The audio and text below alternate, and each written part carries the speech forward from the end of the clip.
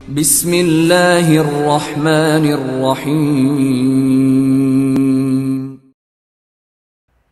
دنیا کی مکمل تاریخ کے 100 عظیم شخصیات، 100 most influential persons in history. Author Michael Hart, مترجم محمد عاصم بٹ۔ قسط نمبر 3، یسوع مسیح علیہ السلام، 6 قبل مسیح تا 30 عیسوی۔ انسانی تاریخ پر یسوع کے اثرات اس درجے اہم اور گہرے ہیں کہ کم لوگ ہی اس فہرست کے ابتدائی ناموں میں اس کے شمار پر معترض ہوں گے۔ ہاں، یہ سوال فوری طور پر پیدا ہوتا ہے کہ یسوع کو جو تاریخ میں ایک انتہائی اہم مذہب کا بانی ہے، یہاں سر فہرست کیوں جگہ نہ دی گئی؟ اس امر میں کوئی شک نہیں کہ عیسائیت کے پیروکاروں کی تعداد کسی بھی دوسرے مذہب کی نسبت زیادہ ہے، لیکن اس کتاب میں مختلف مذاہب کے اثرات کا تجزیہ نہیں کیا جا سکتا، بلکہ مختلف اشخاص کے اثرات کو پیش نظر رکھا گیا ہے۔ اسلام کے برعکس عیسائیت کی بنیاد کسی ایک شخص نے نہیں رکھی، بلکہ یہ 2 افراد تھے، یسوع مسیح اور سینٹ پال۔ اسی اعتبار سے اس کی کامیابی کا صحرا مناسب تناسب سے دونوں اقدار کے سر سجنا چاہیے۔ یسوع نے عیسائیت کے بنیادی اخلاقی تصورات کی تشکیل کی اور اس کے بنیادی روحانی اثاثے اور انسانی کردار سے متعلق اس کے ضوابط کو واضح کر دیا۔ مسیحی الہیت کو وضع کرنے کا کام بنیادی طور پر سینٹ پال نے سر انجام دیا تھا۔ یسوع نے ایک روحانی پیغام دیا، پال نے اس میں یسوع کی پوجا پاٹ کا اضافہ کر دیا۔ سینٹ پال ہی عہد نامہ جدید کے ایک بڑے حصے کا مصنف ہے، جبکہ اولین عیسوی صدی میں عیسائیت کے پیروکاروں میں اضافے میں بھی اس کا کردار نہایت اہم تھا۔ یسوع گوتم بدھ اور محمد صلی اللہ علیہ وسلم کے برعکس جوانی میں ہی چل بسے، بس چند پیروکار ہی ان کی موت پر ان کے ساتھ تھے۔ ان کی موت کے بعد ان پیروکاروں نے ایک مختصر صہیونی مسلک وضع کر لیا۔ ایسا تو پال کی تحریروں اور لوگوں کو عیسائی بنانے کی مساعی کے زیر اثر ہی ہوا تھا کہ یہ مختصر سا مسلک ایک فعال اور عظیم تحریک کی صورت اختیار کر گیا، جس نے نہ صرف غیر صہیونیوں اور صہیونیوں دونوں کو متاثر کیا تھا، بلکہ یہ پایان کار دنیا کے ایک عظیم مذہب کے روپ میں پروان چڑھا۔ انہی وجوہات کی بنیاد پر کچھ احباب یہ خیال کرتے ہیں کہ یسوع کے بجائے سینٹ پال ہی عیسائیت کا اصل بانی تھا۔ اس کا منطقی نتیجہ یہ ہوگا کہ اس فہرست میں سینٹ پال کا مرتبہ یسوع سے بلند ہونا چاہیے۔ دراصل یہ بات تو واضح نہیں ہے کہ سینٹ پال کے بغیر عیسائیت کا رنگ کیا ہوتا، لیکن یسوع کے بغیر اس کا سرے سے وجود میں آنا ہی مشکوک ہو جاتا ہے۔ تاہم یہ مناسب معلوم نہیں ہوتا کہ یسوع کو ان تمام افعال کا بھی ذمہ دار ٹھہرایا جائے جو عیسائی کلیسا یا عیسائیوں نے بعد ازاں ان کے نام کی آڑ میں کیے ہیں، خاص طور پر جبکہ وہ ان میں سے کئی ایک امور کی اپنی زندگی میں ہی مخالفت کر چکے تھے، مثلا مختلف مسیحی فرقوں کے بیچ ہونے والی مذہبی جنگیں اور یہودیوں کا وحشیانہ قتل عام اور ایذا رسانی۔ یہ وقوعات یسوع کی تعلیمات سے واضح طور پر مختلف اور برعکس ہیں۔ جدید سائنس کا ظہور ابتدائی طور پر مغربی یورپ کی مسیحی اقوام میں سے ہوا تھا۔ جدید سائنس کا ظہور ابتدائی طور پر مغربی یورپ کی مسیحی اقوام میں سے ہی ہوا تھا، لیکن یہ سوچنا بیجا ہوگا کہ یسوع کی ذات ہی اس ظہور کا باعث بنی۔ کسی بھی ابتدائی مسیحی مبلغ نے یسوع کی تعلیمات کی تشریح کرتے ہوئے طبعی دنیا کی سائنسی تحقیق پر ہرگز اصرار نہیں کیا، بلکہ اس کے برعکس رومی دنیا کے عیسائیت کی طرف مائل ہو جانے کے فوراً بعد ٹیکنالوجی کی عمومی سطح اور عوامی سائنسی میدان میں سنگین انحطاط پیدا ہوا۔ یورپ میں بالآخر سائنس کا فروغ اس امر کی عکاسی کرتا ہے کہ یورپی تہذیبی ورثے میں ہی کوئی ایسا وصف تھا جو سائنسی طرز فکر کے موافق تھا۔ یہ وصف یسوع کی تعلیمات کا حصہ نہیں تھا، بلکہ یہ یونانی عقلیت پسندی تھی جسے ارسطو اور اقلیدس کی تحریروں نے چمکایا۔ یہ امر قابل غور ہے کہ جدید سائنس کا فروغ کلیسا کی طاقت اور مسیحی تقوی کے کمال کے دور میں نہیں ہوا تھا، بلکہ نشاط ثانیہ اس کا موجب بنا۔ یہ ایسا دور تھا جس میں یورپ میں قبل عیسائیت دور کے ورثے میں دلچسپی کا احیاء نو ہو رہا تھا۔ یسوع کی سوانح عمری جیسا کہ یہ عہد نامہ جدید میں بیان ہوئی ہے بیشتر قارئین کے لیے غیر معلوم نہ ہوگی، یہاں اس کے ذکر کی چندان ضرورت نہیں، تاہم چند امور قابل ذکر ہیں۔ اول، زیادہ تر معلومات جو ہمیں مسیح کے متعلق حاصل ہیں غیر معتبر ہیں۔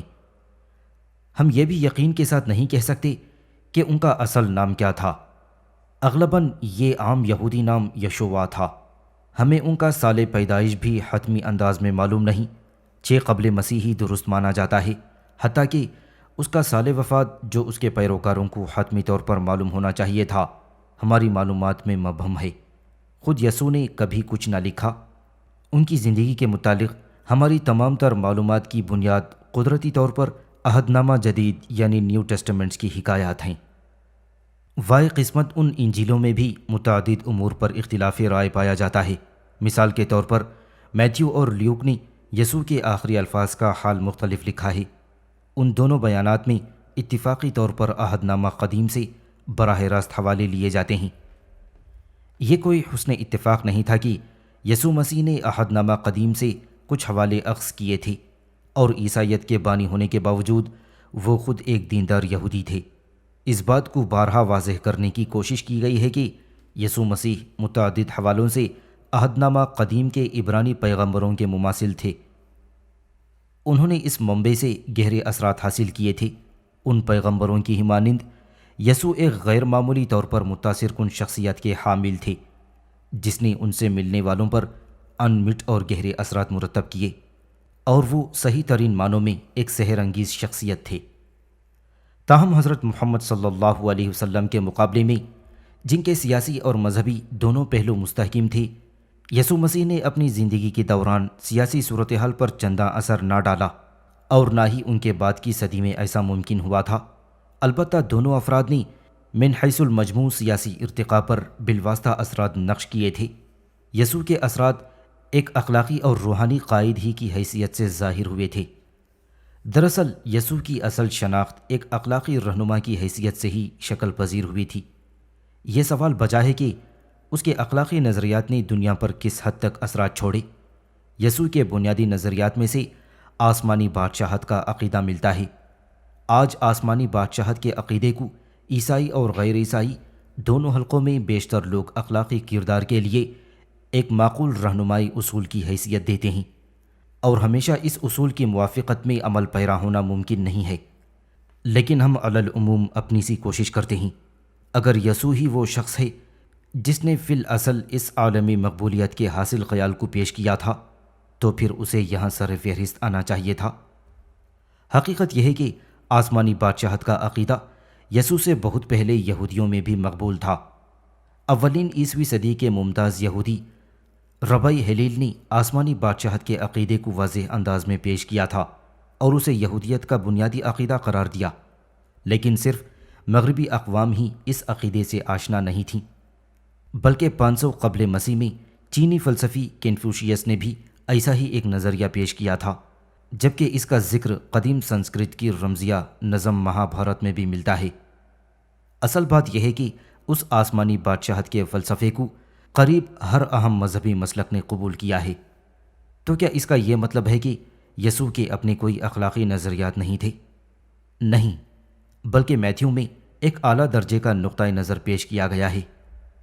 آپ نے سنا ہوگا کہ کہا جاتا ہے کہ اپنے ہمسائے سے محبت کرو اور دشمن سے نفرت، لیکن میں آپ سے کہتا ہوں کہ اپنے دشمنوں سے بھی محبت کرو، انہیں معاف کر دو جو تمہارے ساتھ زیادتی کریں، ان سے حسن اخلاق سے پیش آؤ جو تم سے نفرت کریں، اور ان کے لیے بھی دعا کرو جو تمہارا استحصال کریں اور تمہیں ایذا پہنچائیں۔ چند جملے اس اقتباس سے پہلے موجود ہیں کہ برائی کی مزاحمت نہ کرو، اگر کوئی تمہارے داہنے رخسار پر تھپڑ رسید کرے تو اپنا بایاں رخسار بھی اس کے سامنے کر دو۔ اب یہ تصورات جو یسوع کے دور میں یہودیت میں ہرگز شامل نہیں تھے، نہ ہی تب دیگر مذاہب میں ان کی مثال موجود تھی، ان کا شمار دنیا کے انتہائی غیر معمولی اور حقیقی اخلاقی نظریات میں ہوتا ہے۔ اگر عالمی سطح پر ان کی پیروی کی جاتی تو مجھے یسوع مسیح کا نام سر فہرست میں لانے میں ذرہ بھر ہچکچاہٹ نہ ہوتی، لیکن سچ تو یہ ہے کہ ان کو نظر انداز کر دیا گیا، بلکہ عمومی سطح پر انہیں سرے سے تسلیم ہی نہیں کیا گیا تھا۔ بیشتر مسیحی اپنے دشمن سے محبت کرو جیسے مقولے کو ایک ناقابل تقلید اصول قرار دیتے ہیں، کہ جس کی پیروی کسی یوٹوپیا میں ہی ممکن ہے، اور جو اس حقیقی دنیا میں کہ جہاں ہم رہتے ہیں قابل اطلاق نہیں۔ علی العموم ہم اس پر عمل نہیں کرتے، نہ کسی کو اس کی تلقین کرتے ہیں، نہ اپنے بچوں کو اس پر عمل پیرا ہونے کی نصیحت کرتے ہیں۔ یسوع کی بیشتر اہم تعلیمات اپنی تمام تر سحر انگیزی کے باوجود بنیادی طور پر ناقابل عمل مشوروں پر مشتمل ہے۔ قسط نمبر 4، گوتم بدھ، 563 قبل مسیح سے 483 قبل مسیح۔ گوتم بدھ کا اصل نام شہزادہ سدھارتھ تھا۔ وہ بدھ مت کا بانی ہے جو دنیا کے عظیم مذاہب میں سے ایک ہے۔ سدھارتھا کپل وستو کے راجا کا بیٹا تھا جو نیپال کی سرحدوں کے نزدیک شمالی ہندوستان کا ایک شہر ہے۔ سدھارتھا کہ جس کی ذات گوتم اور قبیلہ شاکیا تھا، نیپال کی موجودہ سرحدوں کے بیچ لمبائی کے مقام پر 563 قبل مسیح میں پیدا ہوا۔ 16 برس کی عمر میں اس کی شادی اس کی ہم عمر امزاد سے ہوئی۔ شاہی محل میں پرتعیش ماحول میں اس کی پرورش ہوئی تھی، تاہم وہ خود اس ماحول کا خوگر نہیں تھا۔ وہ بیکل رہتا تھا۔ اس نے مشاہدہ کیا کہ بیشتر انسان غریب ہیں اور اس محرومی کے سبب مسلسل ابتلاؤں میں گھرے رہتے ہیں، حتیٰ کہ اہل ثروت بھی اکثر مایوس اور ناخوش رہتے ہیں۔ نیز ہر شخص بیماری کا شکار ہوتا ہے اور آخرکار مر جاتا ہے۔ قدرتی طور پر سدھارتھ نے غور کیا کہ کوئی ایسی کیفیت بھی ہے جو ان عارضی مسرتوں سے جو بالآخر موت اور بیماری سے پامال ہو جاتی ہیں۔ 29 برس کی عمر میں جب اس کے بچے کی پیدائش ہوئی، گوتم نے فیصلہ کیا کہ وہ اپنی موجودہ زندگی سے کنارہ کشی اختیار کر لے اور خود کو سچ کی تلاش کے لیے وقف کر دے۔ وہ محل سے روانہ ہو گیا۔ اس نے اپنی بیوی، اپنے نومولود بچے اور تمام دنیاوی آسائشات کو ترک کر دیا۔ وہ ایک مفلس یوگی بن گیا۔ کچھ عرصے اس نے اس دور کے مشہور یوگی علماء سے علوم حاصل کیے۔ ان کی افکار کی مکمل آگاہی حاصل ہو جانے کے بعد اس نے انسان کے غیر اطمینان بخش مسائل کے اپنے طور سے حل وضع کیے۔ یہ خیال عام ہے کہ انتہا درجے کا ذہن سچ کے راستے کو ہموار کرتا ہے۔ گوتم نے خود بھی ایک سنیاسی بننے کی کوشش کی۔ کئی سال وہ مسلسل فاقہ کشی اور خود اذیتی کے مراحل سے گزرا۔ پایان کار اسے ادراک ہوا کہ جسم کو اذیت دینے سے ذہن میں ابہام پیدا ہوتا ہے، اس لیے یہ ریاضت اسے سچ کی قربت نہ دے سکی۔ چنانچہ اس نے پھر سے باقاعدہ خوراک لینی شروع کی اور فاقہ کشی کو ترک کر دیا۔ خلوت میں اس نے انسانی موجودگی کے مسائل پر استغراق کیا تھا۔ آخر ایک شام جب وہ ایک عظیم الجثہ انجیر کے درخت تلے بیٹھا ہوا تھا، اسے اس چیستان کے سبھی ٹکڑے باہم یکجا ہوتے محسوس ہوئے۔ سدھارتھا نے تمام رات تفکر میں بتائی اور صبح ہوئی تو اسے منکشف ہوا کہ اس نے حل پا لیا تھا، اور وہ یہ کہ وہ اب بدھ بن گیا تھا، جس کے معنی ایک اہل بصیرت کے ہیں۔ تب اس کی عمر 35 برس تھی۔ زندگی کے باقی 45 برس اس نے شمالی ہندوستان میں سفر کرنے پر گزارے۔ وہ ان لوگوں کے سامنے اپنے خیالات کا پرچار کرتا جو اسے سننے آتے۔ 483 قبل مسیح میں اپنے وفات کے سال تک وہ اپنے ہزاروں پیروکار بنا چکا تھا۔ ہر چند کے اس کے افکار تب لکھے نہیں گئے تھے۔ اس کے چیلوں نے اس کا حرف حرف یاد رکھا۔ یہ حروف نسل در نسل زبانی طور پر ہی سینہ بسینہ منتقل ہوتے رہے۔ بدھ کی بنیادی تعلیمات کو بدھوں کے الفاظ میں 4 اعلیٰ سچائیاں کے عنوان سے سمیٹا جا سکتا ہے۔ اول، انسانی زندگی اپنی جبلی حیثیتوں میں دکھوں کا مسکن ہے۔ دوم، اس ناخوشی کا سبب انسانی خود غرضی اور خواہش ہے۔ سوم، اس انفرادی خود غرضی اور خواہش کو ختم کیا جا سکتا ہے اور ایسی کیفیت پیدا کی جا سکتی ہے جس میں خواہشات اور آرزوئیں فنا ہو جاتی ہیں۔ اسے اصطلاحاً نروان کہا جاتا ہے۔ اس کے لغوی معنی پھٹ پڑنے یا تنسیخ کرنے کے ہیں۔ اور چہارم، اس خود غرضی اور خواہش سے فرار کا ذریعہ 8 راست راہیں ہیں، یعنی راست نقطۂ نظر، راست سوچ، راست گوئی، راست بازی، راست طرز بود و باش، راست سعی اور راست ذہن اور راست تفکر۔ اور یہ بات بھی ہے کہ بدھ مت ہر کسی کے لیے اپنی آغوش وا کیے ہوئے ہے۔ نہ نسل کا مسئلہ ہے اور نہ ہندوؤں کے برعکس یہاں ذات برادری ہی کچھ اہمیت رکھتی ہے۔ گوتم کی وفات کے بعد ایک اہم عرصے تک یہ نیا مذہب ذرا سست رفتاری سے پھیلا۔ 3 صدی قبل مسیح میں عظیم ہندوستانی شہنشاہ اشوک نے بدھ مت اختیار کر لیا۔ اس کی پشت پناہی سے ہندوستان بھر میں بدھ مت کے اثرات تیزی سے پھیلے۔ بدھ مت ہندوستان سے باہر بھی مقبول ہوا۔ یہ جنوب میں سیلون تک پھیلا اور مشرق میں برما تک۔ وہاں سے بڑھ کر جنوبی ایشیا میں اس نے اپنے قدم جمائے اور ملایا تک پھیلا، اور پھر آگے کے علاقے میں سرایت کر گیا، جسے اب انڈونیشیا کہا جاتا ہے۔ بدھ مت کے اثرات شمالی علاقوں میں بھی مرتسم ہوئے تھے۔